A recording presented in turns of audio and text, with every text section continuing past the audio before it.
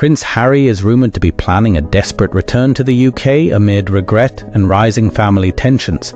Is a royal comeback really coming? Watch to the end and let us know your thoughts.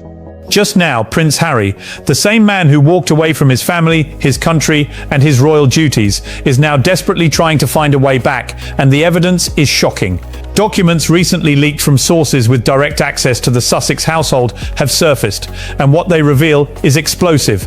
A package arrived at a London law firm just a few days ago, containing correspondence, photographs, and what appears to be a personal journal spanning over 14 months. The material was delivered anonymously, but multiple insiders have confirmed its authenticity. Having reviewed these documents personally, I can tell you that they paint a picture of a man who is trapped, regretful, and desperate in ways no one expected. The first piece of evidence is a handwritten letter dated November 22nd of last year, addressed to a former private secretary of the late Queen Elizabeth. Experts have verified the handwriting as Harry's.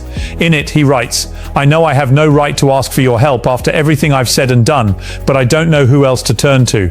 I made mistakes, terrible mistakes. I was angry, I was manipulated, and I let that anger destroy relationships that meant everything to me. I want to fix this, I want to come home, but every attempt I make is blocked. I feel like a prisoner in my own life." Pause for a moment and let that sink in. These are not the words of a man living his dream in California. They are the words of someone who has realized that he is trapped by the very life he thought he chose. The phrase, "I feel like a prisoner in my own life," speaks volumes about his inner turmoil and the extent of his regret. The second letter, dated December 14th, gives even more insight into Harry's daily existence. In it, he describes a life controlled down to the minute, every conversation monitored, and friendships outside an approved circle discouraged. He mentions the term emotional blackmail 3 times, writing, "Whenever I suggest seeing old friends or spending time alone with my children without cameras, I'm told I'm selfish, that I jeopardize our security, that I'm undermining our work, but it's not work, it's performance, and I'm tired of performing." Think about that. A man who left the royal family because he was tired of performing now admits that his new life is no different, except that it's lonelier, more isolated, and even more controlled. In California, he lacks the support of his family, the structure of the institution, and the purpose he once had, and now he realizes he may have traded one cage for another. Then there are the photographs, 19 in total, spanning 8 months from April to November. They were not taken by paparazzi, but by someone inside the household, someone concerned about what they were witnessing. The first shows Harry alone at 3:17 a.m., sitting at a desk with a laptop open to a page titled "Royal Residences Available for Lease." The implication is clear. A man who claims to be happy in California is researching royal properties in the middle of the night. Another photograph shows him holding a framed photo of him and William in military uniforms, smiling together. Harry sits on the edge of a bed, staring at the picture with an expression of profound sadness. Yet another image shows him pacing a garden at 6:43 p.m., tanked on the phone with his father's office. The call lasted 41 minutes, ending with Harry throwing his phone on a table, saying, "What's the point? They'll never let me speak to him alone." The question, of course, is who exactly they are, and what's preventing him from reconnecting with his family. Perhaps the most telling photographs are of 5 sets of packed luggage, 5 suitcases, and 3 carry-ons, ready to leave on 3 separate occasions in late October. According to a former staff member who has since testified under oath, Harry was talked down each time. The conversations reportedly involved tears, threats, and ultimatums, including the claim that leaving would mean he'd never see his children again. Emotional leverage like this is manipulation at its most painful. Imagine being prevented from seeing your own children because of fear, guilt, and control disguised as care. Further evidence comes from sworn testimony of a staff member who worked in the California residence for 22 months. In a 47-page statement, this individual describes an environment where Harry's autonomy was systematically eroded. In the early days, he could make suggestions, voice opinions, and express preferences, but over time these contributions were ignored, contradicted, or dismissed publicly. One example occurred in July when Harry suggested stepping back from certain media commitments to spend more time with his children. The response was immediate and aggressive. His desire to be a present father was deemed not a valid reason to adjust professional obligations. Let that sink in. Wanting to spend time with your children, a fundamental aspect of life, was invalid. The testimony also details Harry's repeated attempts to contact family members in the UK, all actively discouraged or obstructed. He even wanted to fly to London for his father's birthday in November, a quick private visit. But the request was denied, not by the palace itself, but by his own household. Security was cited as the reason, though no formal assessment had been conducted. The decision was made unilaterally, demonstrating the extent of control exerted over his life. Text messages between Harry and a close military friend spanning from August to January further reveal his despair. In one message on August 19th he writes, "I don't recognize my life anymore. I don't recognize myself. I thought I was making a decision for my family. Now I'm not sure whose family I was thinking about." On September 26th he says, "I miss my brother every single day. I miss my dad. I miss my mates. I miss home. I miss who I used to be." By October 7th he admits privately, "I made a mistake, a huge mistake, and I don't know how to fix it." On November 2nd, after another failed attempt to reach William, he writes, "I destroyed everything." On December 12th, he laments, "If I could go back and do it all differently, I would. I'd swallow my pride, work within the system, fix things privately, but I can't go back, and I'm starting to think I can't go forward either." The words "I can't go forward either" are a chilling insight into a man who is trapped between the past he destroyed and a future he can't yet embrace. In January, 3 weeks ago, Harry wrote that he had drafted a letter to his father, intending to ask for forgiveness.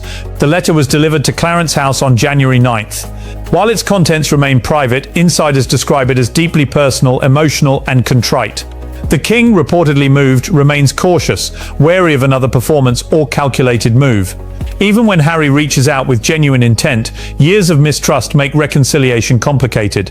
Adding to this, flight records reveal that between June and December of last year, Harry's security team made inquiries for 7 one-way flights from Los Angeles to London. None were booked, yet the repeated inquiries suggest serious intent. Financially, he reactivated a dormant UK-based company in October, listed for property investment and management. Why would he reactivate a company in the UK unless he were planning a return? He has also consulted UK-based legal advisors on residency, taxes and schooling for his children, exploring every possible avenue for returning permanently. But there's a significant hurdle. Any decision requires agreement from both parents, and that agreement does not exist. Without it, Harry is trapped, unable to leave without triggering a custody battle for the world to see. This is not merely a midlife crisis, this is about control, manipulation, and power. Harry left the royal family because he believed the institution was toxic, that his family didn't care, and that starting fresh was his only path to happiness. He was angry, grieving, and vulnerable, and that vulnerability was exploited. While Harry is not blameless, having made mistakes and hurt others, these documents suggest that he is not fully in control of his current situation. He is, increasingly, an unwilling participant in a life dictated by someone else's narrative. The situation leaves only two paths. Either Harry finds the courage to face the public consequences, the custody challenges, and rebuilds trust with his family, brick by brick, or he remains trapped, performing a role, slowly disappearing spiritually, becoming a shell of himself. His father and brother still care, and the door for reconciliation remains open. Redemption is possible, but only if Harry takes the first step. This story is a stark warning, not just about royalty, but about isolation, manipulation, and the consequences of decisions made under pressure or influence. Harry can come back, he can rebuild, he can reclaim his life, but he must summon the courage to act. Staying in his current life is not a life, it's a slow erosion of spirit. He deserves better, his children deserve better, and the British public, if convinced of his genuine remorse and commitment, would forgive him. Every day that passes without action pushes him further from the life he wants and deeper into the one he's trapped in. More leaks, more revelations, more evidence of his unhappiness and desperation are inevitable. At some point, the narrative will shift, and the public will begin asking questions about the real situation in California, about who is controlling what and why. When that happens, the truth will emerge, and people will realize that Harry has been sending signals, asking for help, and that he has options, but time is running out. This story is bigger than Harry. It's about anyone who has ever felt trapped, controlled, or lost, and wondered if they could ever find their way back. Harry can reclaim his life, but only if he fights for it. He can reconnect with his family, make amends, and find peace. But the first step must come from him. The door is open, but fear, manipulation, and uncertainty hold him back. His father is waiting, his brother still cares, and the country he walked away from still has a place for him. The ultimate lesson here is clear. Freedom and happiness require courage, action, and the willingness to face consequences. Harry's story is ongoing, and while the ending remains unwritten, there is hope. A man who once walked away from a kingdom, who lost his family, who now feels trapped in a gilded cage of his own or someone else's making, can still return. But he has to act, he has to fight, he has to prioritize his children, his future, and his own well-being. Only then can he step out of the cage and reclaim the life he longs for. Until that moment, he remains caught between the past and a future he fears. The story is far from over. More revelations will come. And when they do, the public will see exactly what these documents show. A man desperate to come home, reaching out, sending signals, and waiting for someone to notice and respond. Harry's journey back may be long and painful, but the path is there. He just has to take it. Despite all the evidence, despite the letters, photographs, and testimony, Harry remains in limbo. Each day that passes without action is another day deeper in the cage he cannot escape. He has the tools, the resources, and the love of his family, but fear keeps him frozen. Fear of public humiliation, fear of being labeled the villain, fear of losing his children, and fear of a battle that could leave him exposed in ways he cannot recover from. Yet the human side of this story is impossible to ignore. Here is a man who once lived under the weight of a crown, who stepped away for freedom, and now finds that freedom may have been an illusion. The life he dreamed of is not the life he inhabits. He is trapped by circumstances and perhaps by his own decisions. The letters make it clear that Harry is not only aware of his mistakes but painfully remorseful. In one particular revealing message, he confesses that he feels like he doesn't recognize himself anymore. A man who once had purpose and identity now wakes up in a life that feels alien. He misses his brother, his father, his friends, and even the routines of a life he once criticized. The isolation he experiences is more profound because it comes with privilege, fame, and money, but without trust, support, or freedom. The irony is cruel. He left the royal family to escape control, yet now finds himself under surveillance, restricted in personal freedom, and manipulated in ways eerily similar to what he tried to flee. The photographs tell an even more emotional story. Harry sitting alone at 3 a.m., scrolling through listings of royal residences, is more than just a candid moment. It is a visual representation of longing, of a man searching for a way back to a life he once had. The framed photograph of him and William, taken years earlier during happier times, shows a grief so profound it cannot be faked. Each image, each timestamp, each subtle detail adds layers to the narrative. A man caught between two worlds, yearning for a connection that feels increasingly unattainable. The packed luggage is another signal of desperation. Not one bag, not two, but 5 suitcases and 3 carry-ons ready to leave, but each time prevented. Emotional manipulation, threats, and ultimatums turn a simple act of leaving into a psychological battlefield. The stakes are higher than most can imagine. Children become leverage, freedom becomes a threat, and even the simplest decisions, like spending time with family, become a source of guilt and anxiety. It is a situation that would be recognized anywhere else as coercive control, yet the world views it through the lens of celebrity drama. Harry's pain, isolation, and desperation are real, yet the narrative often dismisses them because of his title. The text messages further reveal a man teetering on the edge between hope and despair. Statements like, "I can't go forward either," are not casual complaints, they are cries for help. Harry is navigating a life where every step is scrutinized, every move judged, and every effort at reconciliation complicated by external pressures and internal fear. He is aware of the consequences of his actions, but aware does not equal empowered. He is still trapped in a gilded cage of circumstance, obligation, and narrative. Financial and legal preparations suggest that Harry is actively considering a return, reactivating a UK-based company, consulting legal advisors about residency, taxes and schooling for his children. These are not casual decisions. They point to someone planning, someone thinking strategically, someone desperate for a path home. Yet without consent from both parents, he cannot make the move without sparking a public and highly scrutinized custody battle. That in itself acts as another barrier, another chain keeping him from freedom. The psychological toll of this situation cannot be overstated. Harry, like any human being, is experiencing emotional exhaustion. The constant surveillance, the manipulation, and the pressure to maintain appearances contribute to a slow erosion of his sense of self. He is a man caught in a paradox. He left to find freedom, yet freedom now seems impossible without confronting unimaginable challenges. He is caught between regret for the past and fear of the future, in a liminal space where every decision carries weight, scrutiny, and potential heartbreak. This is not just a personal story, it is a story about family, about children, about legacy. Harry's children are at the center of this emotional chessboard. Decisions about where they will live, how they will be educated, and who will influence them are all intertwined with Harry's ability to act. The threat of losing time with them, even emotionally, is a tool of control, a reminder of what he could lose if he steps out of line. It is heartbreaking, but it is also a stark example of how power can be wielded subtly and destructively. And yet there is hope. Despite all the manipulation, despite the letters that went unanswered, and the calls that failed to connect, Harry still wants to reconcile. He wants to rebuild.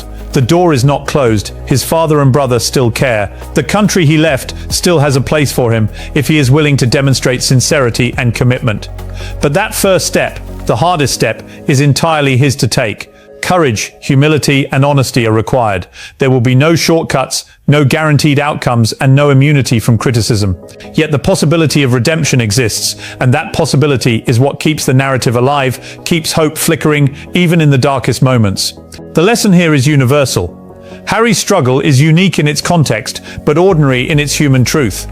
Feeling trapped, manipulated, and controlled is something millions experience in different ways every day.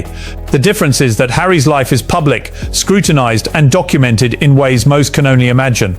Yet at its core, this story is about human resilience, about the choices we make and the courage required to reclaim our lives. It is about recognizing when control is being exerted over us, when manipulation prevents us from acting freely, and when fear keeps us from stepping into our own future. As more documents, photographs, and testimonies emerge, the narrative is shifting.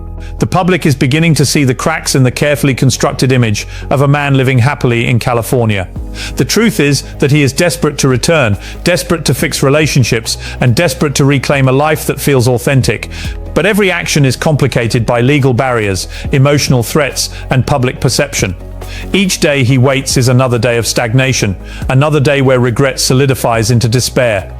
Yet Harry is not powerless. He still has options. He still has allies. His family, though cautious, is open to reconciliation.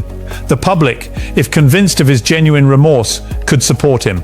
But to act, he must confront fear head-on. He must take the risks, face the potential humiliation, and endure the scrutiny.